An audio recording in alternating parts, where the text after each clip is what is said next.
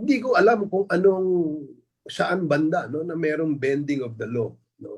Kung ang tinutukoy dito ay itong proseso ng impeachment, nagsalita na ang ating Korte Suprema at sinabing ito ay sang-ayon sa ating saligang batas, sang-ayon itong trial o yung ginawang clarificatory hearing sa House of Representatives. So hindi ko matumbok kung saan yung sinasabing merong bending of the law, no.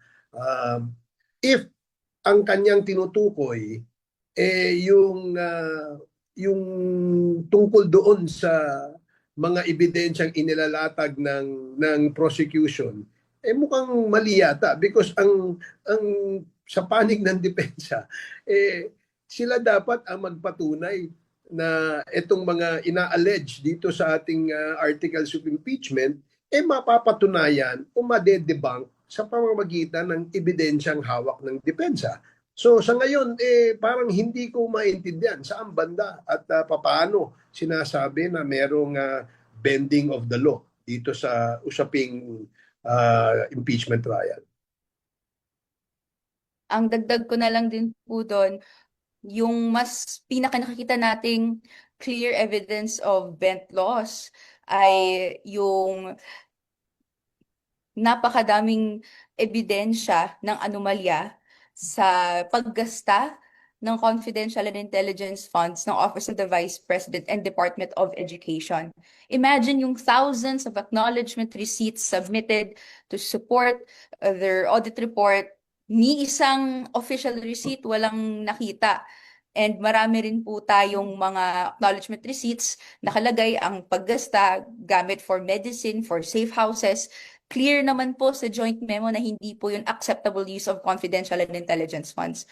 If there's anything that has to be answered with regards kung paano na-observe yung law, yung rules, yung regulations, it should be VP Sara Duterte. So we look forward to later down the line, yung counter-narrative or yung defense ng legal team ni VP Sara Duterte because as it stands, wala pa rin po tayong clear explanation kung bakit ganun kadami yung anomalya sa isinumiting mga audit reports for OVP and Department of Education Confidential Intelligence Fund spending. Ito, mahalagang punto rin ito siguro. Dagdagan ko lang yung sinabi ni Kong Rene. No?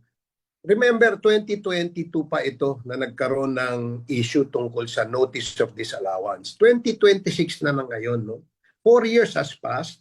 The Office of the Vice President and the DepEd Secretary was given the opportunity to rectify o i-correct yung mga submissions nila dun sa COA. And wala pa. 4 years, 2026 na ngayon. Hanggang ngayon, wala pa silang isinasubmit para patunayan na itong mga pondong ito ay ginamit talaga sa confidential and intelligence fund. No? So, surprising lamang na it takes about 4 years. Well, ngayon nga, umabot na tayo sa trial.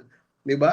This is the perfect and the most opportune time for the Office of the Vice President to clear her name by showing evidence, showing documents, compliant with the joint circular na walang anomalyang ginamit o ginawa ang kanilang opisina. Pero as we speak, wala pa tayong nakikita.